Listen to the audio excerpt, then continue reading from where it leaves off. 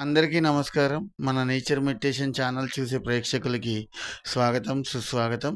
ఈరోజు మన nature meditation ఛానల్‌లో మనం మాట్లాడుకోబోయే టాపిక్ ఏంటంటే, నోరు బాగుంటే ఊరు బాగుంటుంది అనే ఒక చిన్న కాన్సెప్ట్ అనమాట. ఇది మనకు పెద్దలు ఎంతోమంది చెప్తా ఉంటారు కదా! మన నోరు బాగుంటే ఊరు బాగుంటుంది. మన నోరు బాగోవడం అంటే ఏంటి? నోరు తీపి చేసుకోవడం, తీపి కబుర్లు చెప్పడం ఇయి కాదు. మన వాక్చాతుర్యం అనమాట. మన నోట్లో నుంచి వచ్చే ప్రతి మాట కూడా మన నుదుటి మీద రాత అయ్యుండాలి. దాన్ని మీకు నాకున్న ఆత్మజ్ఞానంలో మీ అందరికీ పంచడం కోసం నేచర్ మెడిటేషన్ ఛానల్ ద్వారా నేనిప్పుడు మీ ముందుకు రావడం అయితే జరిగింది. ముందుగా మన బ్రహ్మర్షి పితామహ పత్రి గారికి పేరు పేరున ధన్యవాదాలు తెలియజేసుకున్నాము. మరి చక్కగా ధ్యానంలోకి చేసుకుంటూ, చక్కగా శాకాహార ధ్యానం చేసుకుంటూ ప్రతి మానవుడు శాకాహారిగా మారాలని కన్న బంగారు కల. ఎవరు కన్న బంగారు కల అది?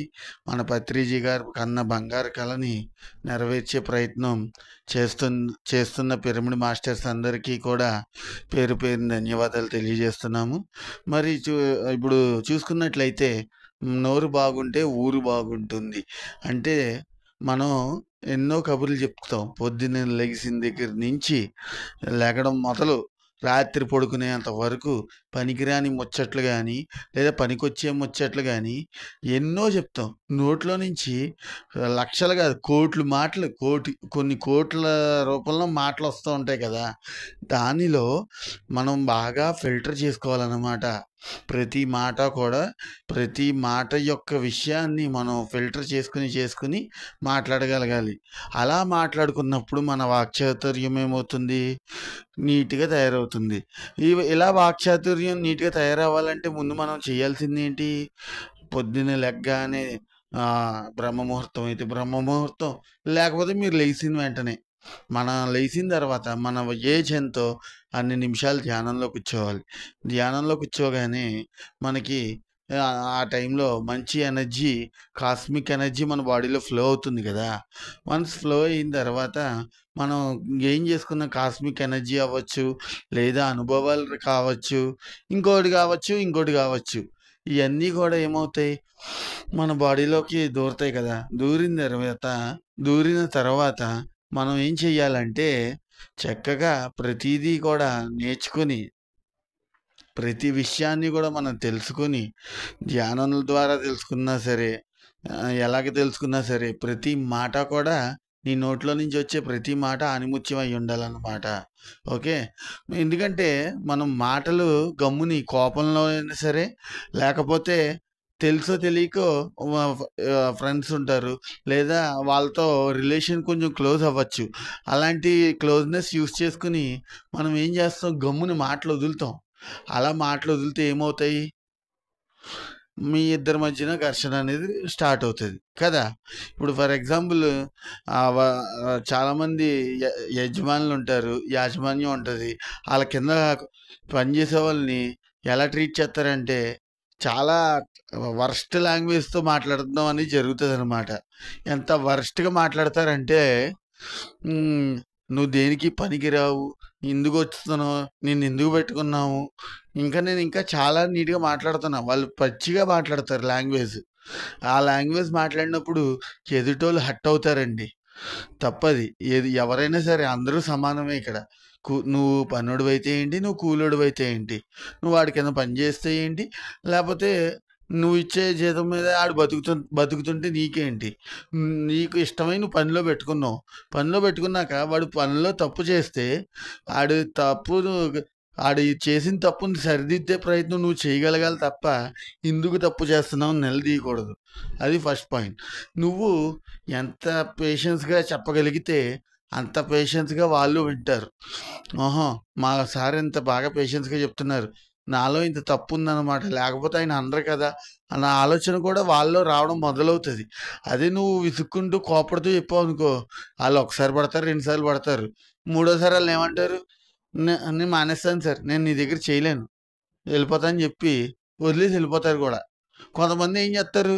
ఆ మాట కూడా చెప్పరు. డైరెక్ట్ వెళ్ళిపోయి మీ ఫోన్‌లు ఎత్తడం మానేస్తారు. అప్పుడు ఏమవుద్ది? నువ్వు ఆ మనిషిని కోల్పోయినట్టే కదా, ఆ మనిషికి నీ దగ్గర ఉన్న గౌరవాన్ని కోల్పోయినట్టే కదా, అంతేనా కాదా? మరి అలా ఆలోచించుకోండి ఫ్రెండ్స్. ఎందుకంటే మనం మాట బాగుండాలి ప్రతిదీ కూడా. ఫర్ ఎగ్జాంపుల్ ఇంకా మీకు చెప్పాలంటే బాలకృష్ణ సినిమాలో ఒక డైలాగ్ ఉంటుంది. సీను గారు మీ నాన్నగారు ఎలా ఉన్నారు అనడానికి, సీను గారు మీ అమ్మ మొగుడు ఎలా ఉన్నాడు అని అడగడానికి ఎంత తేడా ఉంటుందో ఒక్కసారి ఆలోచించండి. మీ నాన్నగారు ఎలా ఉన్నారు అని అడగడానికి, నీ అమ్మ మొగుడు ఎలా ఉన్నాడు అని అడగడానికి. చూసారా?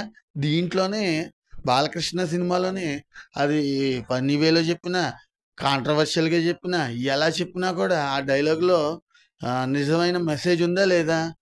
ఉంది కదా. మరి అంత మెసేజ్ లేకపోతే ఆయన సినిమా తీయడు బాలకృష్ణ గారు, మహానుభావుడు, రైట్? మరి మనం అలా చూసుకున్నట్లయితే ప్రతి చోట నువ్వు పనిచేసే ప్లేస్ అవ్వచ్చు, నువ్వు తిరిగే సరౌండింగ్స్ అవ్వచ్చు, నువ్వు తిరిగే నేచర్ అవ్వచ్చు, ప్రతి చోట కూడా మన వాక్చాతుర్యం బాగుండాలి. మన వాక్చాతుర్యం ఎంత నీట్గా ఉంటే అంత బాగుంటుంది. మన వాక్చాతుర్యాన్ని ఎలా శుద్ధి చేసుకోగలం? మనం తీసుకునే ఆహారాన్ని బట్టి మన వాక్చాతుర్యం అనేది కూడా మనలో ఉంటుంది. ఒప్పుకుంటారా ఒప్పుకోరా? మనం తీసుకునే ఆహారాన్ని బట్టి ఉంటుంది. నువ్వు నాన్ వెజ్ తినేవాడు అయితే నీ నోట్లో నుంచి నానా రకాలు రావచ్చు. ప్యూర్ వెజిటేరియన్ తింటే నీ నోట్లో నుంచి పవిత్రమైన మాటలు రావచ్చు. నాన్ వెజ్ తింటే అపవిత్రం కూడా రావచ్చు, చెప్పలేము. ఎందుకంటే నాన్ వెజ్ అంటే ఎలా ఉంటుంది? అది ఒక శరీరాన్ని నువ్వు తింటున్నావు. అది జీవరాశులు, కోడిదవ్వచ్చు, మేకదవ్వచ్చు, చేప అవ్వచ్చు, రొయ్యదవ్వచ్చు, దేనిదైనా కావచ్చు. ఆ యొక్క శరీరాన్ని నువ్వు తిన్నప్పుడు వాటి యొక్క ఆత్మఘోష నీ బాడీలో ప్రవహిస్తుంది. ఆ శరీరం ప్రవహిస్తుంది అనుకోవద్దు. అందుకే మామూలు సాధారణమైన వెజిటేరియన్ తిన్నప్పుడు 24 గంటల్లో జీర్ణమైతే నాన్ వెజ్ తిన్నప్పుడు 72 గంటలు నీకు జీర్ణం అవుతుందన్నమాట. చాలామంది ఇబ్బంది పడతారు. ఇప్పుడు నువ్వు వీక్గా ఉన్నవాడిని తీసుకెళ్ళి హాస్పిటల్లోకి తీసుకెళ్తే B12 అనే విటమిన్ నీ బాడీలో లేదు, అందుకే నువ్వు నాన్ వెజ్ తినమని చెప్పి డాక్టర్లు చెప్తారు, right? Doctor point of view 100 to 200% correct. ఎందుకంటే వాళ్ళు శారీరకంగా కోసం చెప్తారు, నీ శరీరం కోసం చెప్తారు, నీ యొక్క ఆత్మ గురించి ఎవ్వరూ చెప్పరు. అలాగే డాక్టర్లకి వ్యాపారం జరగాలంటే పేషెంట్లు రావాలి. నువ్వు వాళ్ళు చెప్పిన మాట విన్నప్పుడు నువ్వు నాన్ వెజ్ తిను అని వాళ్ళు సజెస్ట్ చేశారనుకో, అది కూడా కరెక్టే. ఎందుకు? వాళ్ళకి పేషెంట్లు రావాలి. అసలు ఒకప్పుడు ఇన్ని హాస్పిటల్స్ ఉన్నాయా? ఎంతమంది పేషెంట్లు ఉన్నారా? ఎందుకు లేరు అప్పట్లో? చెప్పండి. అవును. కొంతమంది అంటారు, మరి అప్పట్లో చాలామంది తెలియని వ్యాధులకి, చిన్న వ్యాధులకి చనిపోయేవారు కదా అని. చనిపోయినా కూడా పర్ఫెక్ట్ ఏంటి? తగ్గ నేచర్ ఇచ్చిన ఫుడ్ తీసుకుని చనిపోయారు వాళ్ళు. ఓకే. కొంతమంది చెప్తారు ఆల్కహాల్ తీసుకుంటే మంచిది, సారా తాగితే మంచిదని. అది కూడా నీ శారీరకం వరకే. ఓకే. ఏదైనా సరే నువ్వు ఏ పనైనా చేసుకో బాబా, ప్రతిదీ కూడా నీ శారీరకానికి మాత్రమే జరుగుతుంది. నీ ఆత్మస్థితికి ఏది కూడా జరగదు. ఎందుకు జరగదు నీ ఆత్మస్థితికి? నీ ఆత్మ కోరుకునేది పరిపూర్ణమైన పవిత్రమైన ఆహారం. నీ ఆత్మ మరి నువ్వు శరీరానికి అపవిత్రమైన ఆహారాన్ని ఇస్తే నీ ఆత్మ ఎలా ఆనందిస్తుంది? ఆనందించదు. అందుకే నిన్ను రాత్రి నిద్రపోనివ్వదు. చాలా ఇబ్బంది పడుతూ నిద్రపోతావు నాన్ వెజ్ తిన్న రోజు నాడు. కూల్ డ్రింకులు తాగొచ్చు, లేదా కూలింగ్ వాటర్ తాగొచ్చు, ఏదైనా తీసుకోవచ్చు, ఇంకేమైనా తాగొచ్చు. కానీ మిగతా రోజుల్లో నువ్వు పడుకున్న విధానానికి, నాన్ వెజ్ తిని పడుకున్న విధానానికి అంత డిఫరెన్స్ ఉంటుంది. ఈ రోజుల్లో ప్రతి ఒక్కరు కూడా 12, 1 గంట అయ్యేదాకా ఏ పిల్లలు పడుకోవట్లా రాత్రి. అది దెయ్యాలు తిరిగే టైము. అవును, దెయ్యాలు తిరిగే టైం దాకా మనం ఎందుకు లేచుంటాం? మనం రాక్షసులాగా రాక్షస ఆహారం తిన్నాం కాబట్టి ఆ టైం వరకు లెగిసి ఉంటున్నాం. నిజంగా మానవుడి యొక్క ఆహారం శాకాహారం అయినప్పుడు, మానవుడి యొక్క ఆహారం కనుక నువ్వు తింటే నువ్వు ఆ టైం దాకా లెగిసి ఉండే పని లేదు. ఓకే. ఇంట్లో వాళ్ళతో నువ్వు మాటలు అనిపించుకోవాల్సిన పని లేదు, నువ్వు వాళ్ళ మీద మాటలు వదలాల్సిన పని లేదు. ఎందుకు? ఈ నాన్ వెజ్ తినడం వలన నీకు ఎంత ట్రబుల్ అనేది నువ్వు ఫీల్ అవుతున్నావో తెలుస్తుంది కదా. అందుకే నాన్ వెజ్ అనేది వద్దు. మరి మాట ఎలా శుద్ధి అవుతుంది? నువ్వు నాన్ వెజ్ కంప్లీట్గా వదిలేసి ధ్యానం చేసుకుంటూ శాకాహారమే తింటూ మౌనాన్ని కూడా పాటించాలి. నువ్వు ఎంత వీలైతే అంత మౌనాన్ని పాటిస్తే నీకు లైఫ్ అనేది అంత బాగుంటుంది. ఓకే. కరెక్ట్గా మీకు ఇంకా చెప్పాలంటే సాధువుల్ని ఋషుల్ని తీసుకోండి ఎగ్జాంపుల్గా. వాళ్ళు శుద్ధ శాకాహారమే తింటారు కదా, ఎల్లుల్లిపాయ కానీ ఉల్లిపాయ కానీ వాళ్ళ నోటికి రుచిచ్చరు కదా. మరి వాళ్ళు నోట్లో నుంచి అంత గమ్మున మాటలు వదలరే. వాళ్ళు ఎంతో చక్కగా హిమాలయాల్లో అవ్వచ్చు, కొండ ప్రదేశాలు అవ్వచ్చు, అడవుల్లో అవ్వచ్చు, ఇంకెక్కడెక్కడో కావచ్చు, కూర్చుని ధ్యానం చేసుకుంటూ వాళ్ళ యొక్క ఆత్మస్థితిని వాళ్ళు పొందుతున్నారా లేదా? వాళ్ళ యొక్క మోక్ష స్థితిని వాళ్ళు పొందుతారా పొందలేరా? పొందుతారు కదా. మరి అట్లాంటివన్నీ కూడా చూసి జాగ్రత్తగా నేర్చుకుని ప్రతి ఒక్కరు కూడా మన ఛానల్ చూసే ప్రేక్షకులందరికీ కూడా మన వాక్కు బాగుండాలి, మన నోరు బాగుండాలి. మన నోరు బాగుంటే ఊరు బాగుంటుంది. దీనికి ఇంకా పర్ఫెక్ట్ ఎగ్జాంపుల్ చెప్తాను మీకు. ఇప్పుడు వేరే కొత్త ఊరికి వెళ్ళండి, మీకు తెలియని ఊరు అవ్వచ్చు. గురువు గారు ఆ ఊరికి దారెటు అని అడిగితే ఎలా ఉంటుంది? ఓ బాబు, ఏ నాన్న ఈ దారెటు అని అడిగితే ఎలా ఉంటుంది? నీకన్నా వయసులో పెద్దడవచ్చు, ఏరా ముసలాడా అటువైపుకి దారెటు అంటే ఎలా ఉంటుంది? ఒక్కసారి ఆలోచించు. చూసావా, 3 రకాలు ఉన్నాయి. ఏది? గురువు గారు ఆ ఊరికి దారేంటి? ఓ బాబు, ఓ నాన్న అటువైపుకి దారెటు, ఓ ముసలోడా ఇటువైపు దారెటు. చూసారా, మన మాటల్లోనే 3 రకాలుగా ఎత్తుక్కోవచ్చు. అలాగా ప్రతిదీ కూడా మనం వాక్చాతుర్యం, మన నోరు బాగుంటే ఊరు బాగుంటుంది. మన బంధుత్వాలు ఇదివరకు అందరూ కూడా నాకు తెలుసున్నంత వరకు ఇదివరకు ఉమ్మడి కుటుంబంలో ఉండేవారు. ఈ రోజుల్లో డబ్బు మతంలో పడి వేరు కుటుంబాల్లో అయ్యారు. ఏంటి ఉపయోగం? ఉపయోగం ఉందా? వాళ్ళకి బంధుత్వాలు తెలీదు, బంధాలు తెలీదు. వాళ్ళు కలిసినప్పుడు మాత్రం ఎక్కడ లేని ప్రేమలన్నీ పుట్టుకొస్తాయి.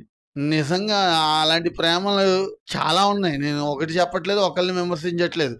అతి ప్రేమలు చూపించే వాళ్ళని, అతిగా ప్రేమ నటించే వాళ్ళు ఏంటో నాకు తెలుసు, అతిగా ప్రేమ చూపించే వాళ్ళు ఏంటో నాకు తెలుసు.